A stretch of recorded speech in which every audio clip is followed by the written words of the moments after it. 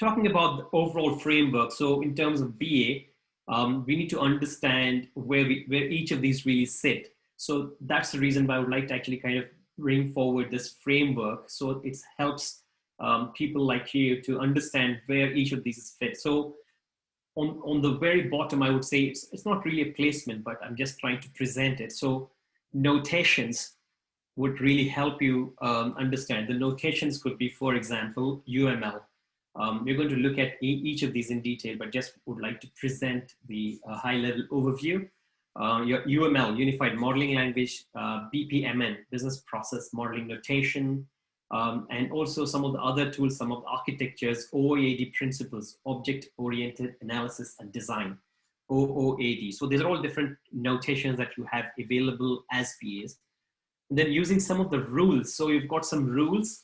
So it could be business rules, which are specific to the industry, or it could be rules within your organization, or it could be rules with respect to that specific tool. For example, a use case should always be used in conjunction with the actors of the systems outside. It's not a business, it's not trying to convey a business messaging or business process. It's not a workflow.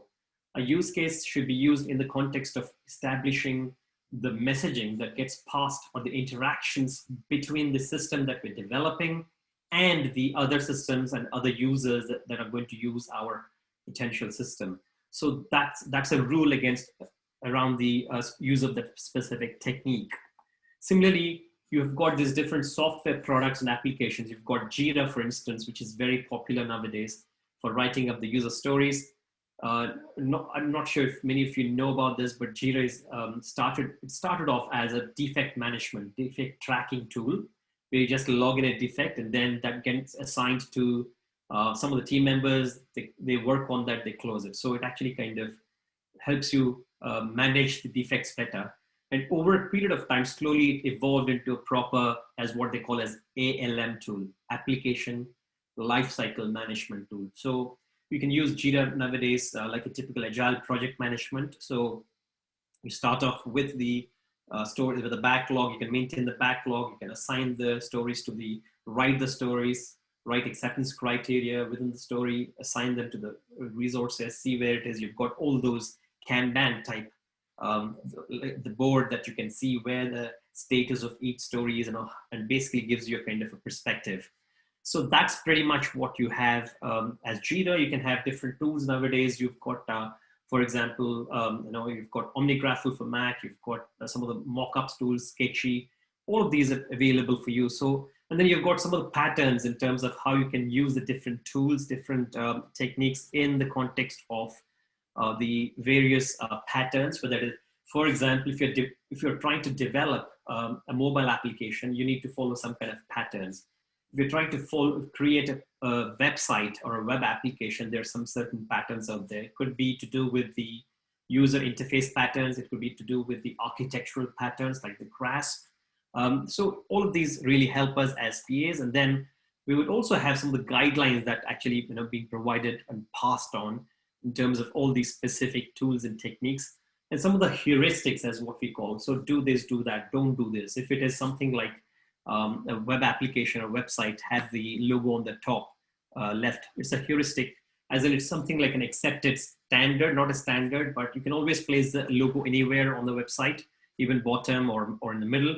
But that's not what you would like to actually kind of have. You would like to have the logo on the top left as a kind of a more accepted norm. So that's a kind of a heuristic. So we'll talk about each of these in detail. And then standards, of course, you've got some of the standards like W3C standards, if it's websites. You've got some of the OOPSLA standards, OOAD standards, if it's to do with the designing and the architecture of a web application. You've got object-oriented standards, object-oriented analysis and design, OOAD. So all of these contribute to understanding, and some of the principles are overlaid on the top of these. So principles and concepts would actually help you kind of understand the underlying definition of anything. So that could be to do with, for example, what is SWOT analysis? How can we use this? Where does the t-shirt sizing, how does the t-shirt sizing help in what we call as relative estimation? It's not the absolute estimation, but what we do with t-shirt sizing, the M, L, XL, XS, S, all these sizes that we do helps. And planning poker is basically about the, again, relative estimation.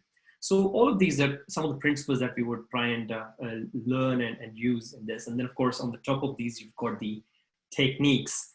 The techniques, again, is basically just a quick definition of a technique.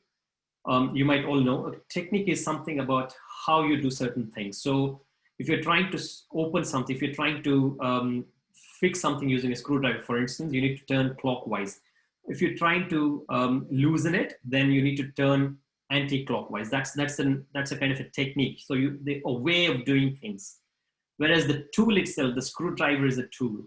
So here in this context, we've got different types of tools. We've got Jira, we've got Excel spreadsheets, we've got OmniGraffle, we've got Visio, Enterprise Architect, all of these, ER, all of these are different tools, but they are not telling you how to do certain things. So whether you use Visio or Rational Rows, Rational Requisite Pro, or OmniGraffle for Mac, it doesn't matter. They're all tools.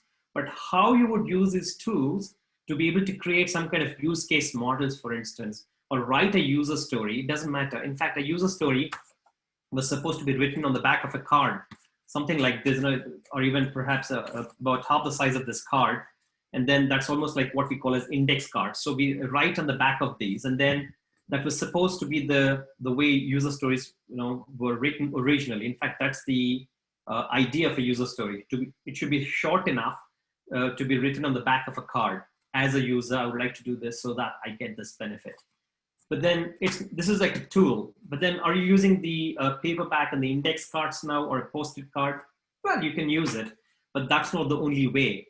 You can try and use I have used spreadsheets before. I've used Excel spreadsheet and some in managing the backlog, so that I would move up the stories up and down depending on the prioritization, assign them the priority, assign them the resources. I've used spreadsheets, Excel spreadsheets before, about a good 4 or 5 years ago.